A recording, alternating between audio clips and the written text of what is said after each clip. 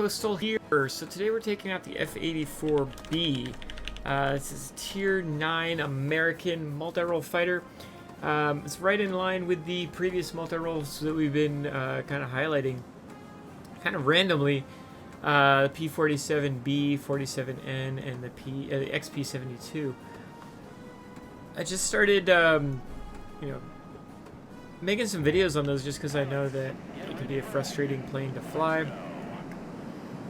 Had somebody request that I do a video on the P-47B, and I figured, you know what, just keep on going.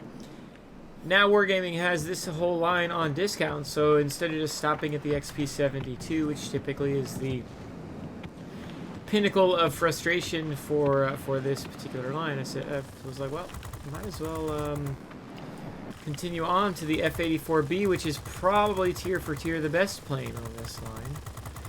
Which is pretty darn funny. So you've just got, the same 50 caliber machine guns you should be used to by now. You've got incredible ability to do ground and air damage with this plane. You've got more HFAR rockets now.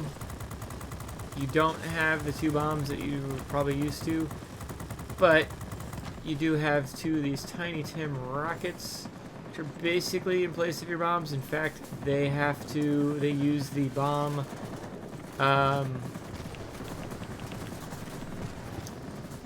dang it. Bad rocket targeting by my part. Gotta watch out for that guy. Let's just drop them all so we can start reloading. And let's go for this guy here since we're at it now. Anyway, what this plane can do that the P-47s in this game can't do is actually dogfight. Actually turn. It's kind of awesome. So now you've got a jet. So you kind of think a lot of jets, once you get a jet at a certain tier, tend to have issues with their maneuverability, but this plane doesn't. Gains a lot of maneuverability over the XP-72 and still keep that good speed and the great ability to do air-to-ground damage. This plane was the whole reason, this and the F-84F at Tier 10 were the reasons I wanted to go through the P-47 line a couple years ago. I was okay with, going through a bunch of planes that I didn't like at the time.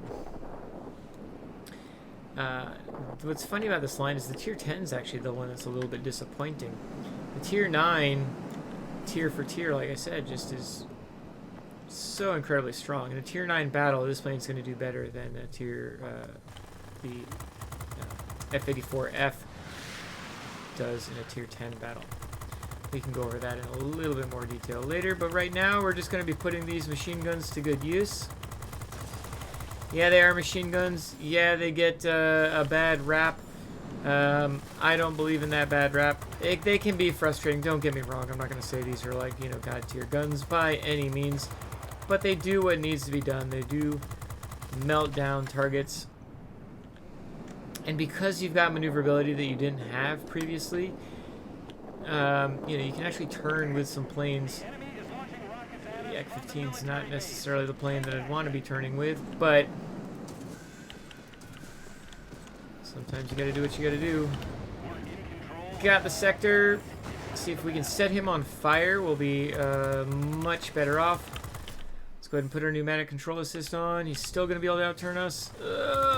Trying to get some extra damage done, and unfortunately F-82E came in and got us. We were able to get the sector though before they killed us. So yay to us. We've actually got both mining facilities now and our military base.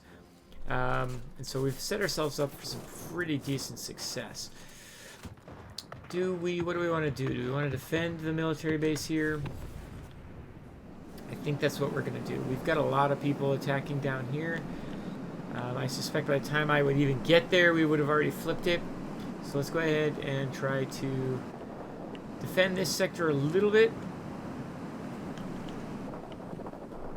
And that's what I really like about the F-84, is it literally can do a little bit of everything. You saw its ability to actually flip the sector by doing ground damage. And unlike the P-47s, and the XP-42. The maneuverability of this plane allows you to defend pretty darn well. Unfortunately, I'm up a lot higher than I want to be. I think this guy's going to be dead before I even get to him anyway. Speaking of XP-72, we've got ourselves some air supremacy, so now we just defend the heck out of the sectors. I mean, that's all you can do anyway, since we've got all the sectors, but this plane can do that. It feels very comfortable doing that, actually. In fact, sometimes I'll get myself caught up, you know, just doing too much air-to-air combat. And I gotta remember, you know, this plane is meant for air-to-ground capabilities as well. If you want just air-to-air combat, then go down the P-51 line. FJ-1 can do what this plane can do, other than its air-to-ground capabilities. So if you just want to do air-to-air, then just go get an FJ-1. If you like the 50 cal machine guns. I mean, there's plenty of good tier 9 fighters out there.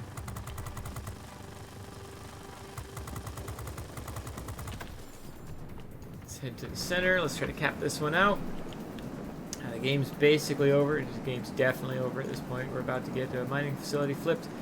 I didn't even run into their Horton. That stinks. Let's head on back. Alright, so 8 kills there. You know, decent air damage, decent ground damage, like kind of what you want, or what I'm looking for in this type of multi-role. Sorry, that guy quit. Sorry.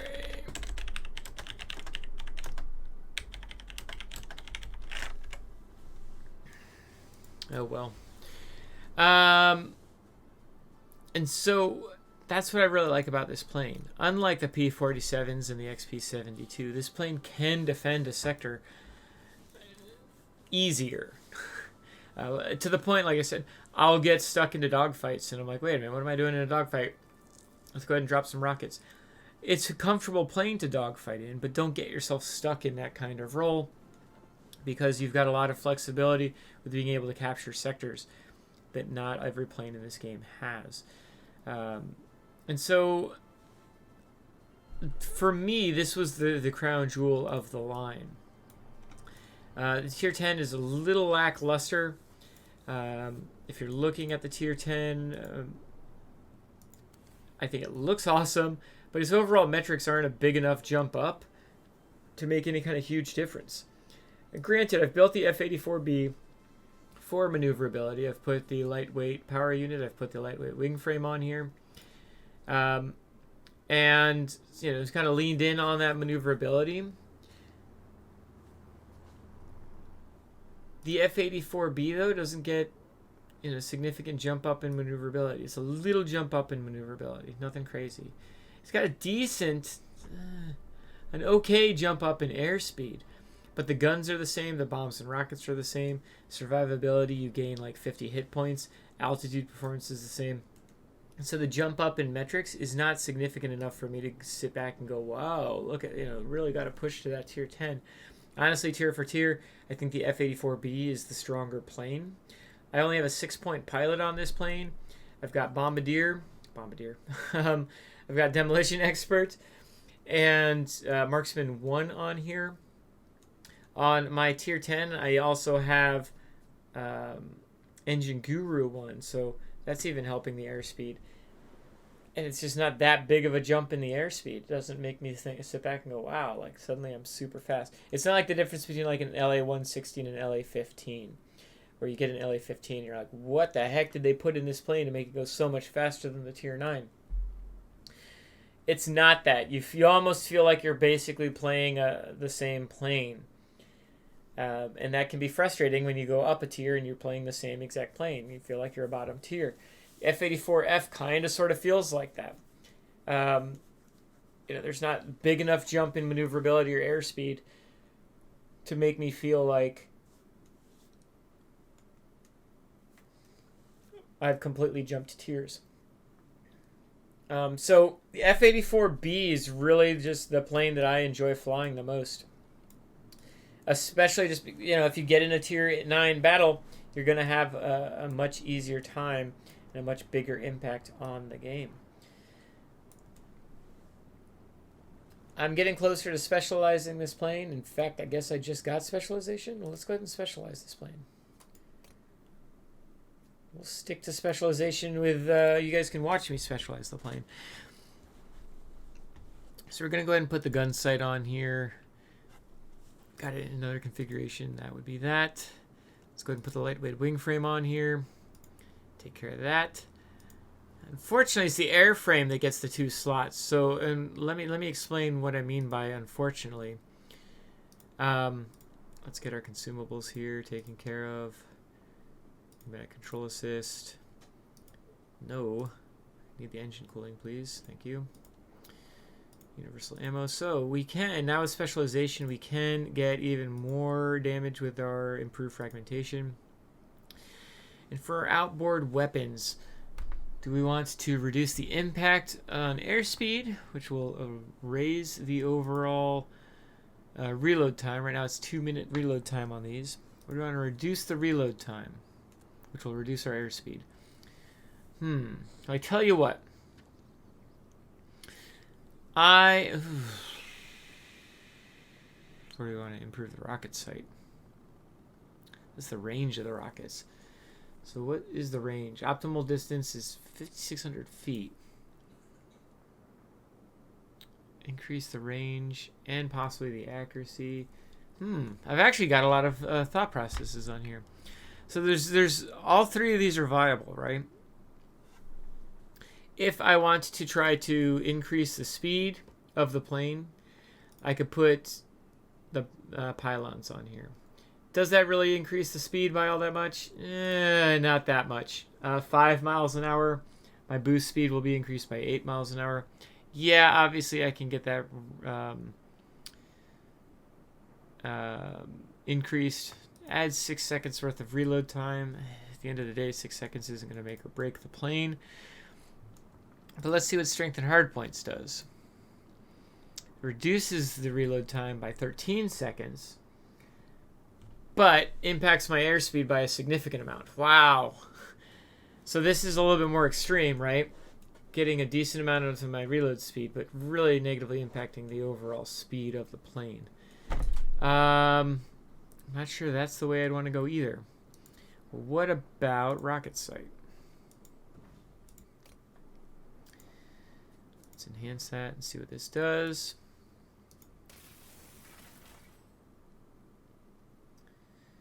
Damage is increased, range. So this is not impacting the airspeed of the plane, but it is impacting the reload time. It's adding more distance to the rockets, which is definitely not a bad thing. And technically it's helping the overall. I think I'm going to stick with the rocket sight. So unlike other planes, the bombs and rockets are all technically rockets on this plane. And so, increasing the range of the rockets can't be a bad thing. Let's go ahead and I would just have to change my mentality. I tend to fire my rockets relatively close in if I can change that mentality. So the last thing that we're going to run into is one of these items. So I can try to increase my overall airspeed. That's going to hurt my maneuverability. I don't like that idea. I can try to help my aircraft hit points, which I don't really care about in this plane, and it would take away from my maneuverability. So this would be the meh one to me, the most meh.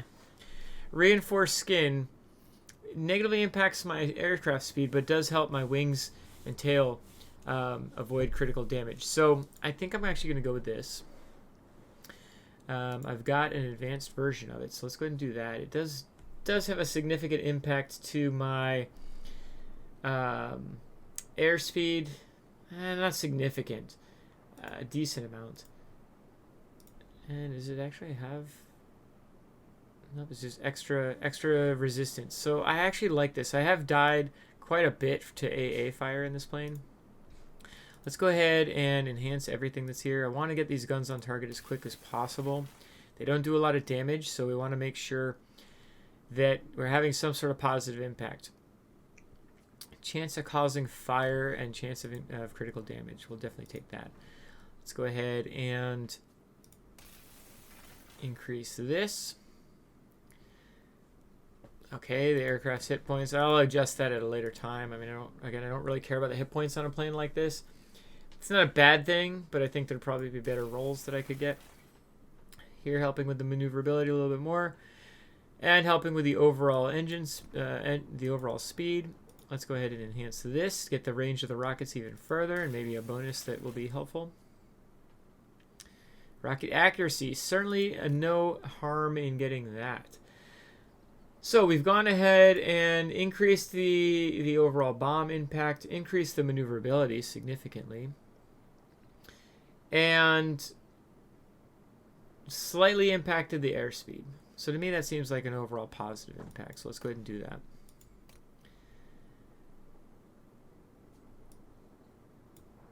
And let's see what that changes in game. Again, this plane, I try to play it as a balanced attacker type of plane. Will having and focusing on firing my rockets from further away, will that actually help? We will see. The optimal distance here is saying now basically 6,500 feet, which is pretty decent, right? What is this, 2,000 meters almost? What I want to check, though, is does this tell me what's the optimal range on here? It doesn't. Am I going to be under the assumption that the range is still 6,500? I kind of assumed that the 6,500 would just be the Tiny Tims that are here. Yeah, these Tiny Tims are basically your bombs, right? 4,500 damage. This is the same, a little bit more damage than the 500-pound bombs that you had at Tier 8. And you can fire them, you know, in a straight line, obviously, and that's really a nice overall package. Rockets can be a pain in the butt, though, just because you've got to disengage from the interaction that you're having. Whereas bombs, you can just drop and forget. You don't necessarily need to be on a rocket run, so to speak. So let's try one more battle and see if we notice a difference. All right, so we are taking out our F-84B Specialized. We'll see what kind of impact we can have. We've got El Barto Simpson in the 1099 B2 on the enemy team. We've also got a Horton 229, which we've ran into a couple times and has not been an issue. No offense to that person. Maybe he needs to watch some of my Horton videos. I don't know.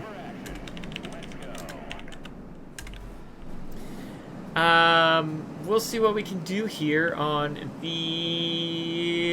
this particular map. So if we can get this sector taken care of, we've got. That should be plenty close, right? Ah, crud. Not enough damage, though, huh? Well, fine. Let's hit the air brakes here. We'll rocket, rocket, rocket, rocket, just to make sure. And we're going to rocket, rocket, rocket, rocket, just to make sure. We've still got some... Did I really somehow screw that up? Man, I suck.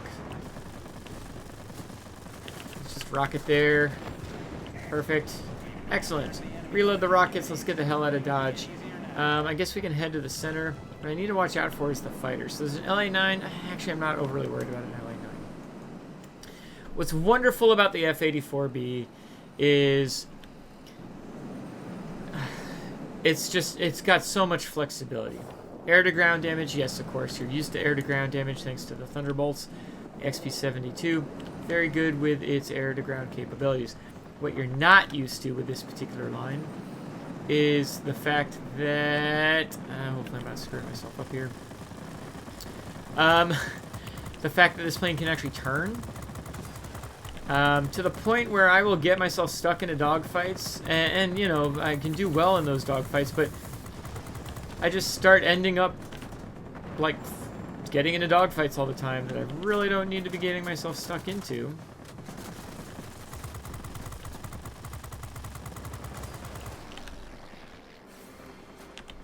Oopa, shoot on a stick. Speaking of which,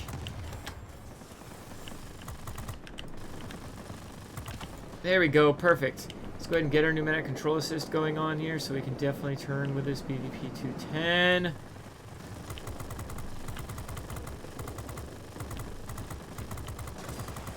Perfect.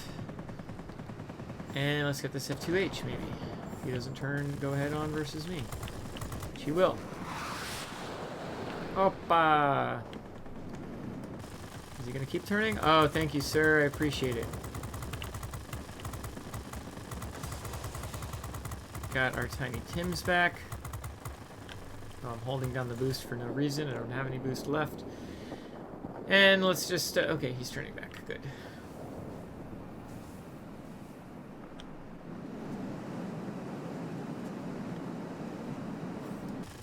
Oh, he's getting all kinds torn up. Perfect. What we need to do at this point is push that sector. Our military base is launching strikes on the enemy. This will make things easier for you. Fortunately, Alberto is doing some heavy lifting in his ground powder. Normally, like I said, sometimes I'd just stick at the center there and defend the hell out of it, which this plane can do. But I don't trust that we're going to be able to hold on to these sectors. So, well, we've got an IL-20. Never mind. We've actually got a lot of flexibility here that I didn't realize that we had. Okay.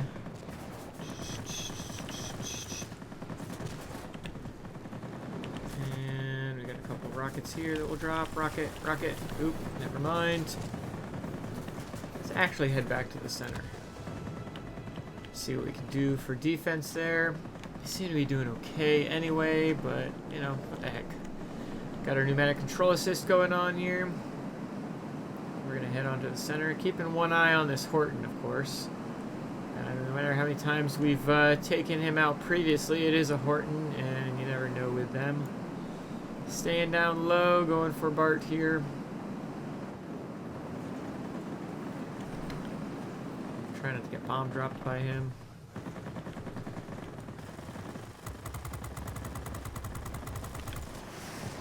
Up and over.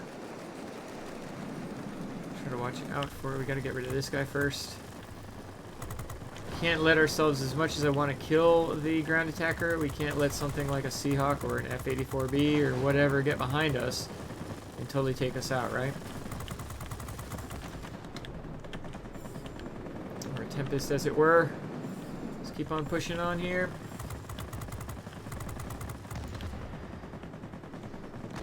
Sorry, Bart. Air supremacy. Dang it, none of my air-to-ground rockets actually hit there. That stinks. But then again, they're not meant to go for air targets.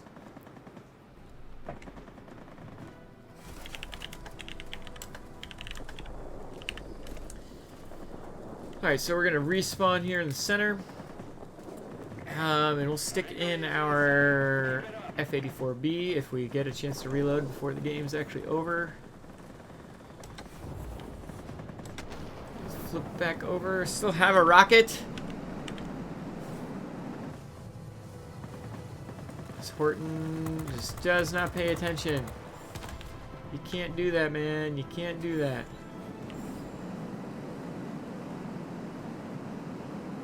You just can't. Alright, so let's see if we can knock this guy out first and foremost. He is moving away from us, but he's on such low health. I hopefully did not just kill myself. Oh man, they captured the center, but I think it's way too little, way too late. Well, maybe not way too little, but definitely way too late.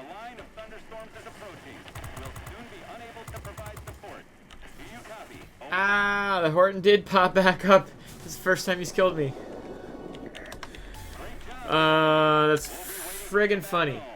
Alright, so... I mean, that's a hard battle to say that there's any kind of difference between the setups, but let's head back. I mean, we did do more damage to the ground and less damage to the air, but I mean, that's just kind of what happens, right? Some battles are going to be like that. Some battles you're going to have a lot of air damage. Some battles you're going to have a lot of ground damage. And again, it's just one of the things I really actually enjoy about this plane. What do I need to do?